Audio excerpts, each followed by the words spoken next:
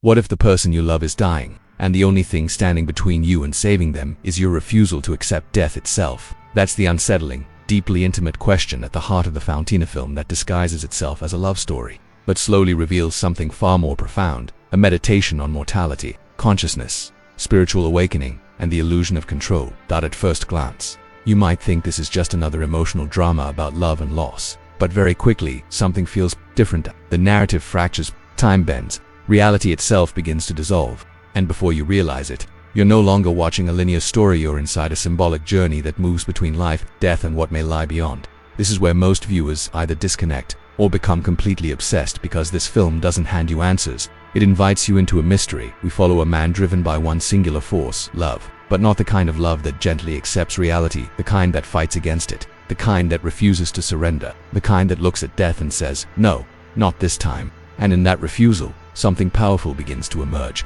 something that touches on themes deeply rooted in spiritual philosophy, tantric symbolism, and the eternal human desire to transcend suffering. There's a tension here that goes beyond the surface. It's not just about losing someone, it's about the fear of impermanence, the fear that everything we feel, everything we build, everything we are, can vanish. And that fear creates a kind of inner resistance that many of us know all too well. But what if that resistance is the very thing causing the pain? As the story unfolds, we're pulled into multiple layers of existence that seem disconnected at first, different timelines, different realities, different versions of the same soul. And yet, there's an invisible thread tying everything together, a symbolic language that speaks not to logic, but to intuition, to something deeper, something ancient. This is where the film begins to shift from narrative into experience. Because what you're really watching isn't just a man trying to save the woman he loves. You're watching the human mind confronting its greatest illusion, the belief that we can control life and avoid death. And the more he fights, the more reality itself begins to transform around him. So the question becomes, is he actually trying to save her? Or is he trying to escape something within himself? To understand that, we need to go deeper into the emotional core of this story, the relationship that fuels everything, the connection that makes this journey not just philosophical, but painfully human. Because at its core, this isn't just a story you watch, it's a story you feel, and maybe, in some quiet way, it's already part of your own experience.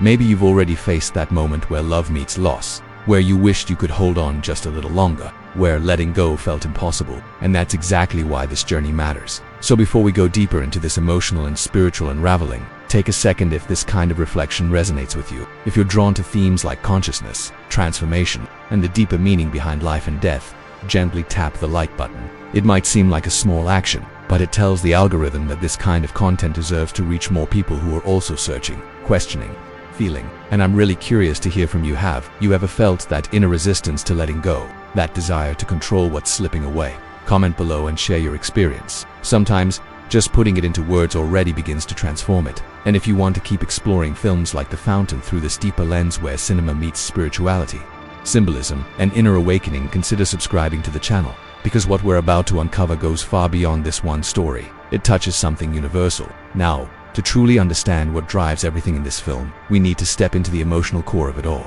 the relationship that gives meaning to every choice, every obsession, every fracture in reality.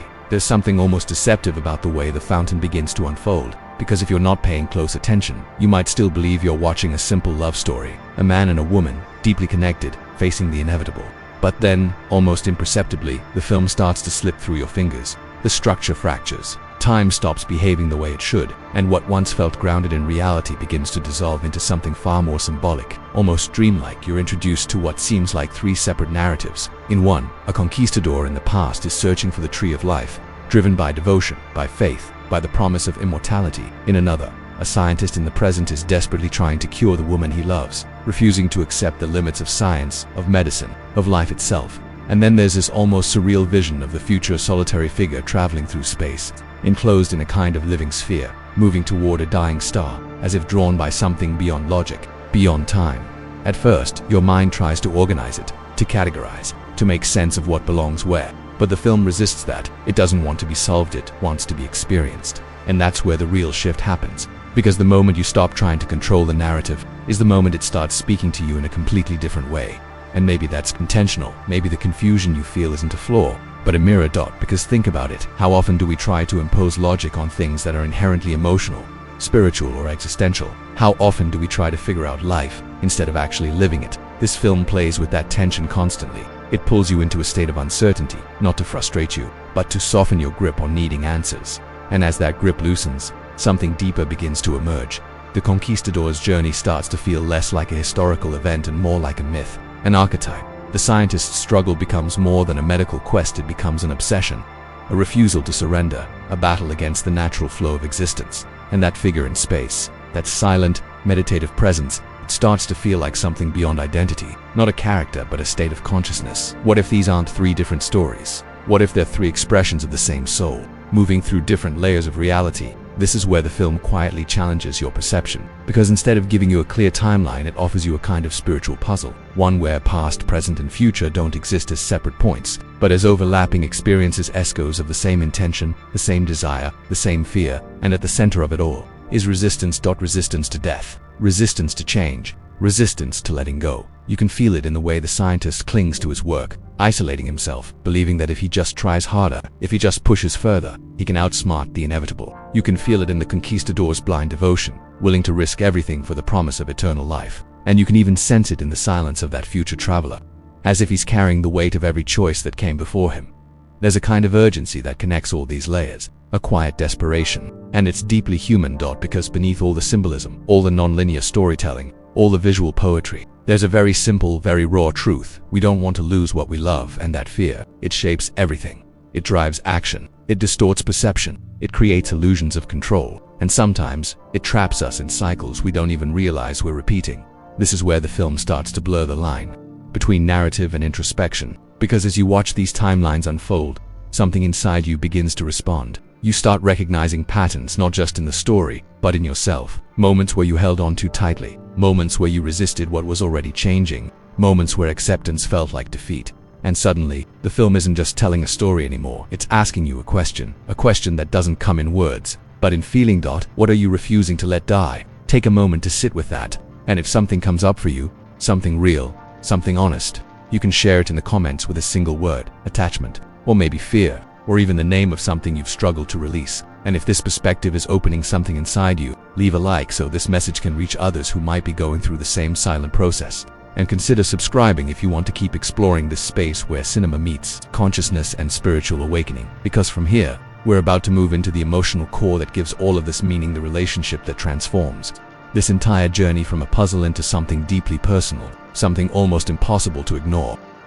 And it's exactly here that everything begins to slow down, almost as if the film is asking you to stop trying to understand and start feeling, because beneath all the fragmented timelines, all the symbolism, all the philosophical tension, there is something incredibly intimate holding everything together, something simple yet unbearably profound, the connection between two people who love each other and are about to be separated by something neither of them can control. At the center of the fountain, we find Tom and Izzy not as abstract ideas, not as symbols, but as human beings navigating one of the most universal and painful experiences there is. And suddenly, all the complexity of the film collapses into something deeply familiar. She is facing death, and he refuses to accept it. You can feel the contrast immediately. Izzy carries a kind of quiet acceptance, a softness that doesn't come from weakness, but from a deep understanding of life's impermanence. There's a serenity in the way she speaks, in the way she looks at the world, as if she has already touched something beyond fear. While Tom, he moves in the opposite direction. He tightens, he resists, he fights with everything he has, throwing himself into his work, into science, into the idea that there must be a solution, a cure, a way out. And this dynamic, it's where the emotional core of the film truly lives, because it's not just about losing someone, it's about how differently two people can experience the same reality. Izzy begins to write a story about a conquistador searching for the tree of life. But it's more than just a story, it's a reflection, a message, maybe even a guide. She's not trying to escape death, she's trying to understand it, to integrate it, to give it meaning, and in doing so she's offering Tom something he's not ready to receive. Acceptance. But acceptance, in this context, feels almost like betrayal to him, because if he accepts, does that mean he's giving up? If he stops fighting, does that mean he didn't love her enough? This is where the film becomes almost unbearable in its honesty, because it exposes a conflict that so many people carry, but rarely articulate. The idea that love must resist loss at all costs, that to truly love someone is to refuse their absence, to fight against the very nature of life itself. And yet, Izzy sees it differently. For her, love isn't about possession, it's not about holding on forever, it's about presence, about being fully there, even in the face of the inevitable. There's a moment, subtle but powerful, where you realize she's not afraid of dying. She's afraid that Tom will never truly be with her while she's still alive. Let that sink in. Because how often does that happen? How often are we so focused on preventing loss, on controlling outcomes, on fixing the future, that we miss what's right in front of us? Tom is physically there, but emotionally, he's somewhere else, always chasing a solution, always reaching forward, and in that constant movement, he loses the only thing that actually matters, the present moment with the person he loves. This is where the film quietly shifts from tragedy into reflection, because it's no longer just about death, it's about absence in the midst of presence. It's about the ways we disconnect while trying to protect ourselves. It's about the illusion that we can outwork, outthink, or outmaneuver something as fundamental as mortality. And the more Tom resists, the more distant he becomes, not just from Izzy, but from himself. You start to see how his obsession isn't just about saving her, it's about avoiding the emotional collapse that would come if he allowed himself to fully feel what's happening. Because to truly feel it would mean facing the inevitability of loss, and that's something he's not ready for. But Izzy is already there, in a strange, almost paradoxical way. She's more alive than he is. She laughs, she reflects, she connects, she creates meaning even in the face of the end, while he's trapped in a future that doesn't exist yet, trying to rewrite a reality that is already unfolding. And this tension between them, it doesn't explode. It lingers, it breathes, it hurts quietly, which makes it even more real, because not all emotional distance comes with arguments or dramatic breakdowns. Sometimes it comes in silence, in missed moments, in things left unsaid. And the deeper you go into their relationship, the more you realize this isn't just their story, it's a reflection of how we all deal with love, loss, and the unknown. So as everything continues to unfold, and as those three timelines begin to mirror this emotional conflict in different forms, one question starts to echo beneath the surface, not loudly, but persistently. Is love something we fight for, or something we learn to surrender to? If this part of the journey touched something real in you, you can express it in a simple way. Comment the word presence, or let go, or whatever emotion stayed with you after hearing this. And if this kind of deep, emotional exploration is meaningful to you, leave a like so this message can reach more people navigating their own inner process. And consider subscribing to continue diving into stories where cinema becomes a doorway to consciousness, because what comes next begins to expand everything we've felt so far, taking this emotional core and projecting it across multiple realities, where the boundaries between time, identity, and existence itself start to dissolve even further. And as this emotional tension continues to echo through the relationship, something even more intriguing begins to take shape, because the film doesn't stay confined to this one layer of reality. It starts expanding, almost like consciousness itself is stretching beyond linear time, revealing patterns that don't belong to just one moment but to something much larger, something interconnected. This is where the fountain fully embraces its most enigmatic dimension.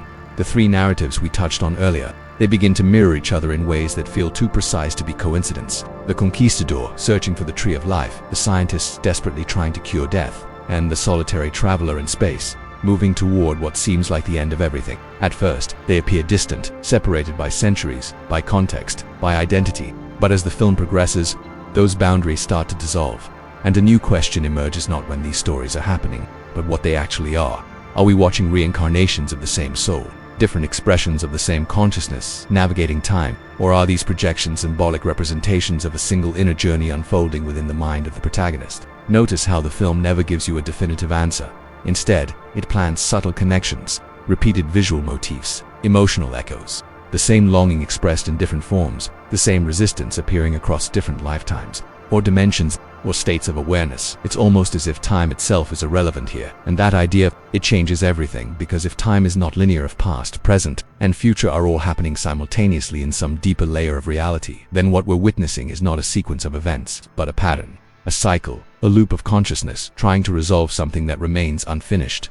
Look closely at the conquistador. His devotion to the queen, his willingness to sacrifice everything in pursuit of eternal life, it's not just loyalty, it's obsession disguised as purpose. He believes that by conquering death, he will preserve love forever. But underneath that belief, there's fear. The same fear we saw in Tom. Then shift to the scientist. Different context, different tools, but the same internal drive. He isolates himself, pushes away the present moment, sacrifices connection in the name of a future that may never arrive. Again, the same pattern. And then, the traveler. Floating in silence, surrounded by the vastness of space, carrying what appears to be the essence of life itself inside that sphere. There's a stillness to him that feels different, less frantic, more introspective, as if something has changed, or is about to. But even there, you can feel it, the weight, that the memory of everything that came before. It's as if he's not just moving through space, he's moving through layers of awareness, approaching something inevitable, something that cannot be escaped, only faced. And this is where the film subtly invites you to shift your perspective. because instead of asking which timeline is real, it asks something far more unsettling. What if they're all real? In the same way that your thoughts, your memories, your dreams, and your fears are all real within your own consciousness. What if these stories are not separate, but simultaneous reflections of a single internal process? A process of confronting death, a process of confronting attachment, a process of transformation, and suddenly, the film stops being about characters and starts becoming about states of being. The conquistador represents action driven by belief, the scientist represents control driven by fear, and the traveler, he begins to represent something else entirely, surrender, but not yet fully, not completely, because even in that future state, there is still movement, still direction. It's still a sense of seeking, which means the process isn't finished, and that's what keeps pulling you deeper, because now, you're not just watching a story unfold, you're watching a consciousness evolve, slowly, painfully, across different layers of reality, trying to arrive at something that cannot be forced, something that must be realized. And the more you observe these parallels, the more you begin to feel that this isn't just about him anymore, it's about you, your patterns, your attachments, your way of dealing with loss, with change, with the unknown, because in one way or another we all move through these same states. We all try to control what can't be controlled. We all search for permanence in a world that is constantly dissolving and reforming. And we all, at some point, are faced with the same quiet invitation to let go. But what does that actually mean? Does letting go mean losing everything? Or does it mean transforming the way we relate to what we love? That question, it doesn't get answered here. It expands, and as it expands, the film begins to guide us toward its most profound layer, not through explanation, but through experience, through symbolism, through a gradual shift from resistance to something that feels almost like awakening. That if this part made you rethink the way you see time, identity, or even your own inner journey, you can drop a single word in the comments: cycle, consciousness, or transformation. And if you're feeling pulled deeper into this kind of reflection, leave a like so this message can reach others who are navigating similar questions, and consider subscribing to continue exploring these intersections between cinema, symbolism, and spiritual awakening. Because what comes next is where everything begins to converge, where the meaning behind all these layers starts to reveal itself not as an answer, but as a realization that changes the way you see not just the film, but life itself. And as all these layers begin to overlap, emotion, time, identity, memory, something shifts in a way that is almost imperceptible at first. But once you feel it, you can't unfeel it, because the film stops asking you to interpret and starts inviting you to realize. This is where the fountain reveals its deepest dimension, not as a puzzle to be solved, but as a truth to be experienced. Up until now, everything has been driven by resistance, the need to control, to fix, to prevent what feels unbearable. The conquistador fights to conquer death. The scientist fights to cure it. Even the traveler, in his silent journey, carries the weight of that same intention, the desire to reach something that will finally resolve the suffering. But what if the suffering was never caused by death itself? What if it comes from the refusal to accept it? That idea begins to echo more strongly here, not as a concept, but as a transformation unfolding in real time, because slowly, almost gently, the narrative starts to release its tension. The frantic energy that once drove everything begins to soften. The urgency gives way to stillness. And in that stillness, something new emerges. Awareness. You start to notice it in the smallest details. The way the traveler sits, the way he breathes, the way he observes, instead of reacts. It's subtle, but it marks a profound shift from doing to being, from fighting to witnessing. And that shift, it changes the meaning of everything that came before. Because now, the journey is no longer about escaping death. It's about understanding it, not intellectually, but experientially. There's a moment where you can almost feel the realization taking place, not through dialogue, not through explanation, but through presence. A quiet recognition that death is not an interruption of life, but a continuation of it in another form, a transition, a transformation, something that doesn't erase meaning but reshapes it. And suddenly the fear that once dominated everything, it begins to dissolve, not because death disappears, but because the relationship to it changes. This is where the film touches something deeply aligned with spiritual awakening, with ancient philosophies that speak about impermanence, cycles, and the illusion of separateness. The idea that what we call ending is simply a shift in form, that what we cling to as fixed is actually in constant motion, and that suffering arises not from change itself, but from our resistance to it. And when that resistance drops, even for a moment, there's a sense of expansion, of peace, of release. But this isn't presented as something easy. It's not romanticized. It's not simplified. Because letting go, truly letting go, is one of the most difficult processes a human being can go through. It requires facing everything we've been avoiding, feeling everything we've been suppressing, and stepping into a space where control no longer what exists. That's what makes this transformation so powerful, because it's not about gaining something new. It's about surrendering what was never real to begin with, a delusion that we can stop time, preserve form, or hold on to anything forever. And as this realization deepens, you begin to see how every version of the protagonist has been moving toward this exact point. Every struggle, every failure, every attempt to escape was part of a larger process guiding him here. Acceptance, but not the kind of acceptance that feels passive or defeated. This is something else. Something active, conscious, liberating. And acceptance that doesn't deny love, but actually allows it to exist beyond fear. Because when you're no longer trying to possess, to control, to prevent loss, what remains is something purer, something that isn't threatened by change, something that can exist even in the face of death. And that realization, it doesn't come as a dramatic revelation, it comes as a quiet shift, a softening, a moment where the need to fight simply stops. And in that space something extraordinary happens, because instead of losing everything, you begin to see everything differently. If this idea resonates with you, even in a subtle way, you can express it with a single word in the comments: acceptance, release, or transcendence. And if this perspective is expanding the way you see not just this film, but your own inner journey, leave a like so this message can reach others who are navigating the same process. And consider subscribing to continue exploring this path where cinema meets consciousness and spiritual awakening, because now we're arriving at the final layer of this journey, the point where everything converges, where the meaning of it all is no longer something to analyze but something to feel, to integrate, and maybe to live. And now we arrive at that moment where everything that once felt fragmented begins to converge, not into a clear objective answer, but into something much more intimate, a realization that you don't just understand, you recognize. Because the ending of The Fountain doesn't explain itself in a conventional way. It doesn't sit you down and tell you what was real, what was imagined, what was past or future. Instead, it does something far more powerful. It dissolves those distinctions completely. What we begin to witness is not the resolution of a plot, but the completion of a transformation. All those layers, the conquistador, the scientist, the traveler, they stop feeling like separate entities. They collapse into a single movement of consciousness that has finally reached a point it's been approaching all along. Not through logic, not through effort, but through surrender. And this is where the emotional weight of everything we've seen truly lands. Because the man who once fought so desperately to defeat death is no longer fighting, he's facing it. Not with fear, not with resistance, but with presence. There's a profound stillness in the way the final moments unfold, a sense that the struggle has ended not because he found a way to win, but because he finally understood that there was nothing to win against, that death was never the enemy, that time was never something to escape, that love was never something to preserve by force. And in that realization, something opens. Something that feels less like an ending and more like a return. The imagery becomes almost sacred. The journey toward the dying star, the connection to the tree of life, the dissolution of form, all of it begins to speak a symbolic language that goes beyond narrative. It's no longer about what is happening, but about what it means, emerging, a release, a transcendence. And yet, what makes this so powerful is that it doesn't feel distant or abstract. It feels deeply human, because at its core, this entire journey was never about immortality in the literal sense. It was about transformation, about the shift from attachment to awareness, from fear to acceptance, from control to surrender. And when that shift finally happens, the story doesn't end, it expands. You begin to realize that love in its deepest form was never tied to time, to the body, or to permanence. It was never something that could be lost in the way we fear. What changes is the form, not the essence.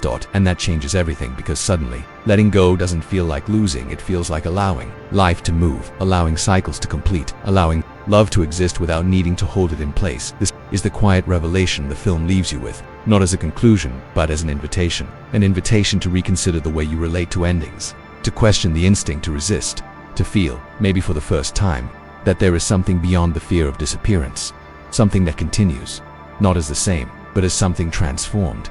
And maybe that's why this film stays with people long after it ends, not because it gave them answers, but because it shifted the questions. So now I'll leave you with this. When you think about everything you've just experienced, this journey through love, loss, time, and consciousness, what does this story mean to you? You can express it in a single word down in the comments. Maybe love, maybe eternity, maybe letting go, or maybe something entirely your own. And if this video touched something deeper in you, something that goes beyond entertainment into reflection and awakening, leave a like so this message can reach more people who are ready for this kind of perspective.